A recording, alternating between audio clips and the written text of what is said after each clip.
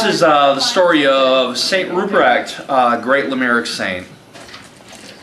Now, Ruprecht was a simple man. In fact, he was a very simple man. And the mystical music churns on. Ruprecht was a simple man. In fact, he was a very simple man. He had this gig with this outfit that got a good tax break from giving the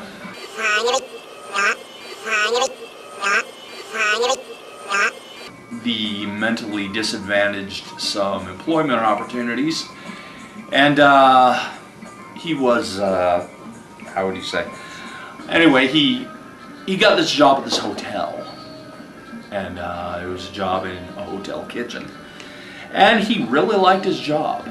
He always came in every day with a cheery attitude and shit-eating grin and shit-eating grin and shit-eating grin, and was happy and shined all those stainless steel surfaces until they were shiny and bright and shiny, and I feel so goddamn motherfucking articulate.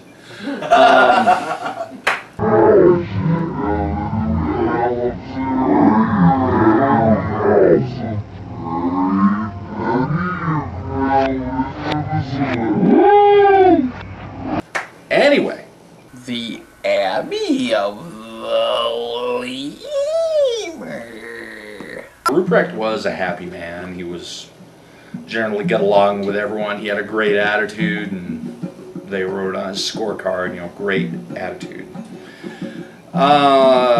Every now and again, he did get upset. Things didn't go his way. He came in now and again with a crabby attitude, and he'd slam down the pots and pans and yell, "I take this place! I'm gonna quit! I take this place! I take this place!" Of course, he never did quit because he was a can-do kind of guy. Now, like everyone else, like you, like me, like anyone else, Ruprecht got tired now and again. And one day he woke up, his alarm clock rang, he woke up, and he said, "I'm not going to do this anymore. I can't stand it. I don't want to get up and get on the Rumpty-Dump wagon and go to work. I take this place!" And so, you know, despite the fact that his employer got this great tax break from him going to work and wearing his little rubber knee pads and everything else, he said, "I don't want this today." He said, "I can't take it. I can't take it. I'm not going to go in."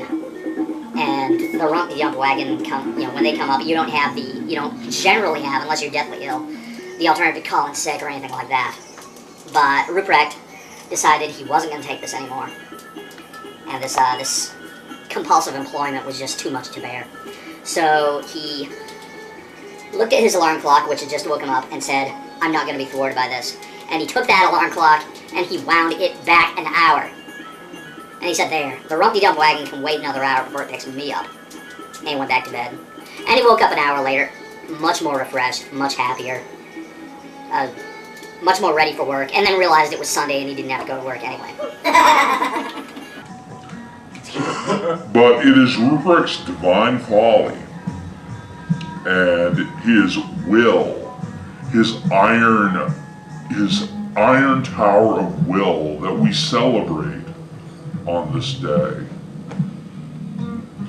That he was willing to actually monkey wrench time itself in order to get an extra hour sleep. And the lemurs. All hail Saint Ruprecht. The lemurs